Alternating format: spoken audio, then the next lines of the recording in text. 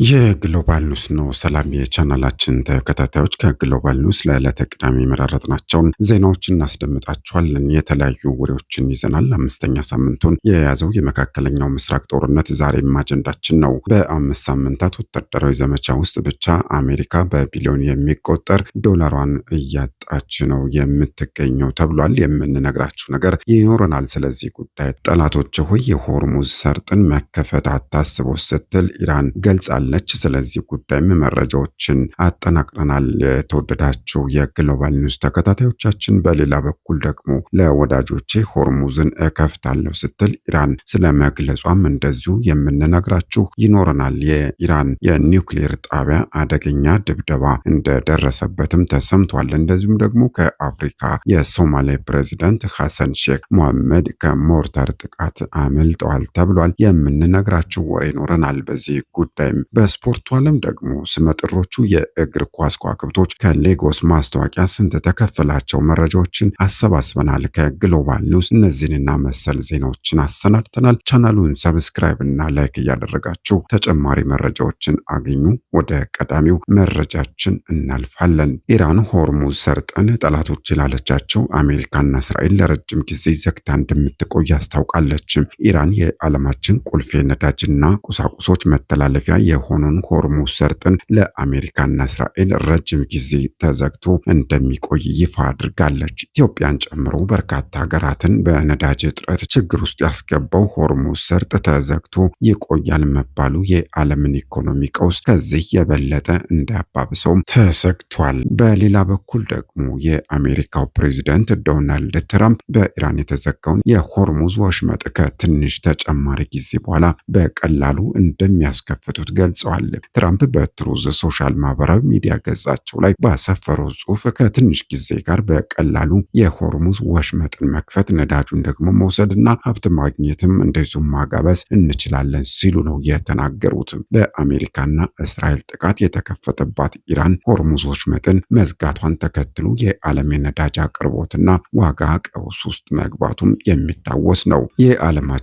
20 በመቶ የሚጠጋው የነዳጅ ምርት የሚያልፈው በዚህ የሰርጥ በኩል በመሆኑ ተዘግቶ መቆየቱ በዓለም አቀፍ የነዳጅ ዋጋ ላይ ከፍተኛ ጭማሪ ሊያስከትል ይችላል ነው የተባለው። ማምሻውን በወጣ ሌላ የመረጃ ምንጭ ደግሞ ኢራን አሁንም የአሜሪካ የተለያዩ ድሮኖች መታጥላለች። ኢራን የአሜሪካን በራሪ ድሮኖች እንደ ወፍ እያረገፈቻቸውም ይገኛል የሚለውም ተሰምቷል። በዛሬው ዕለት ሁለት የአሜሪካ ተዋጊ ጀቶች በኢራን መመታታቸውም ተገልጿል። የቴህራን የመንግስት ሚዲያ እንደዘገበው ምሽቱን አንድ የአሜሪካ ተዋጊ ጀት በኢራን ኃይሎች ተመቶ ወድቋል ነው የተባለው። ይህንን ተከትሎ ታዲያ የአሜሪካ ጦር በማዕከላዊ ኢራን ግዛት ውስጥ የአሰሳና የነፍስ ማዳን ዘመቻ ለማካሄድ ከፍተኛ ጥረት እያደረገ ይገኛል።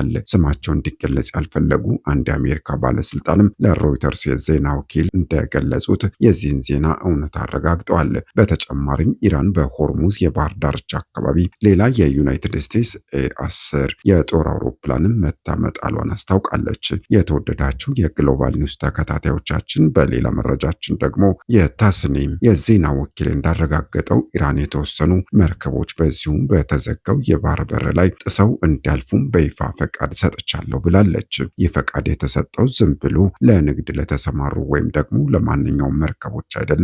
ይልቁንም የሰዎችን ሕይወት ለማትረፍና መሰረታዊ ፍላጎቶችን ለማሟላት የሚጓዙ የሰብአዊ እርዳታና እጅግ አስፈላጊ የሆኑ የዕለት ተዕለት ቁሳቁሶችን ለጫኑ መርከቦች ብቻ እንደሆነም እየተነገረን የሚገኘው የዜና ተቋሙ ይህንን አስደሳች ዜና ይዞ የወጣው በባዶ አልነበረም። ፈቃዱ የተሰጠበትን ትክክለኛ ሰነድ በፎቶግራፍ በማስደገፍ ጭምር ነበር እንጂ።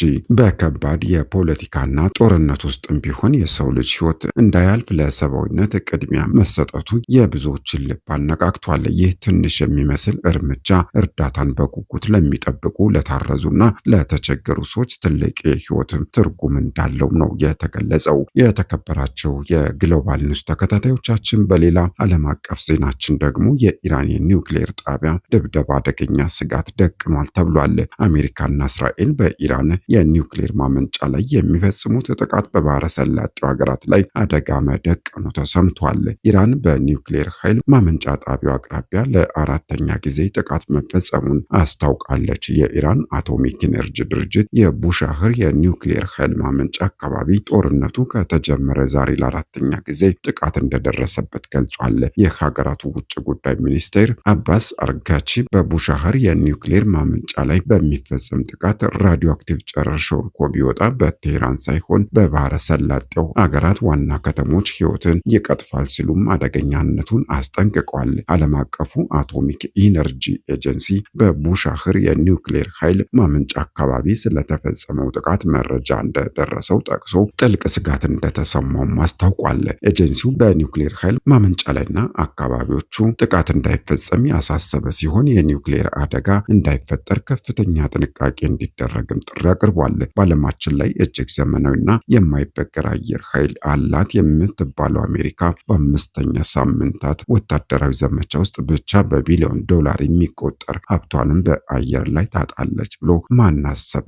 ኦፕሬሽን ኤፒክ ፉሪ በሚል ስያሜ በቅርቡ አሜሪካና እስራኤል በኢራን ላይ የከፈቱት ጦርነት ከታሰበው በላይ እጅግ ፈታኝ ሆኗል። የወጡት አዳዲስ መረጃዎች እንደሚያሳዩት ከሆነ በዚህ 5 ሳምንታት የጦርነት ውሎ በአሜሪካ የአቪዬሽን ታሪክ ውስጥ በቀላሉ የማይረሳ ጠባሳ ሆኖ ተመዝግቧል። አሜሪካ በዘመቻው ወቅት በርካታ ዘመናዊ የጦር አውሮፕላኖቿንና ሄሊኮፕተሮቿን አታለች። ኪሳራው የጥቂት ሚሊዮኖች ሳይሆን የቢሊዮን ዶላሮች ሆኗል የተባለው የሰው አልባ አውሮፕላኖች እልቂትን በተመለከተ እንደ መረጃ ምንጩ እያንዳንዳቸው 30 ሚሊዮን ዶላር የሚያወጡ 17 MQ-9 ሪፐርስ አውሮፕላኖች ሙሉ በሙሉ ወድመዋል። ይህ ብቻውን ከግማሽ ቢሊዮን ዶላር በላይ ኪሳራ የሚሆን ነው ተብሏል። የግዙፉ አውሮፕላን መውደምም ከዚሁ ጋር የሚገናኝ ሲሆን መረጃ በመሰብሰብና የአየር ላይ ትዕዛዝ በመስጠት የሚታወቀውና ዋጋው 700 ሚሊዮን ዶላር የሚገመተው አንዱ ትልቁ የኢ3 ሴንተሪ አውሮፕላን በጦርነቱ ሊወድም ችሏል። የተዋጊ ጄቶችንም ጉዳይ ሲታይ ደግሞ 4 ጀቶች የኤፍ-15ኢ የጦር አውሮፕላኖች ሲወድቁ እጅግ ዘመናዊና 110 ሚሊዮን ዶላር የሚያወጣ አንዱ የኤፍ-35 አውሮፕላንም የጥቃቱ ሰለባ ሆኖ ጉዳት ደርሶበታል። የድጋፍ ሰጪ አውሮፕላኖች ኪሳራንም በተመለከተ በአየር ላይ ነዳጅ በማደል የሚታወቁ 2 የኬሲ 135 አውሮፕላኖች ሲወድሙ በአምስቱ ላይ ደግሞ ከባድ ጉዳት ደርሷል። በተጨማሪም የጥቃት አውሮፕላኖችና ሄሊኮፕተሮች እንደተመቱ ነው እየወጡ ያሉ የመረጃ ምንጮች የሚያረጋግጡት። ወደ ግሎባል ኒውስ ተከታታዮቻችን ወደ አፍሪካ ዜናችን ስንመለስ ደግሞ የሶማሊያ ፕሬዝዳንት ሐሰን ሼህ መሐመድ ከሞርታር ጥቃት ማምለጣቸውን ነው የሰማነው። ፕሬዝዳንቱ ነጻ በወጣችው ባይዶአ ጉብኝት ለማድረግ ወደዚያው ተጉዘው ነበር። ነገር ግን በአካባቢው ያሉ ታጣቂዎች እርሳቸው ካሉበት በቅርብ ርቀት የሞርታር ጥቃት በመክፈታቸው ጉብኝታቸውን አቋርጠው ወደ ሞቃዲሾ ተመልሰዋል ተብሏል። ውድ ተከታታዮቻችን ወደ ስፖርቱ ዓለም መረጃችን ስናልፍ ደግሞ ግዙፉ የመጫወቻ አምራች ኩባንያ የሆነው ሌጎ የዓለም ዋንጫን በማስመልከት በሰራውና ከፍተኛ ተመልካችን ባገኘው ማስታወቂያ ላይ ለተሳተፉ ስመጥር የእግር ኳስ ከዋክብት የከፈለው የገንዘብ መጠን ይፋ ተደርጓል። በማስታወቂያው ላይ ሊዮኔል ሜሲ፣ ክርስቲያኖ ሮናልዶ፣ ኪሊያን ምባፔና ቪኒሲየስ ጁኒየር በአንድ ክፍል ውስጥ ሆነው ይታያሉ። በተለይም ደግሞ ሊዮኔል ሜሲ በራሱ የኢንስታግራም ማህበራዊ ትስስር ገጽ ላይ እንዳጋራው ይኸው የቪዲዮ ማስታወቂያ ከ19 ሚሊዮን በላይ ላይክ በማግኘት ከፍተኛ ተቀባይነት እንዲያገኝ አድርጎታል።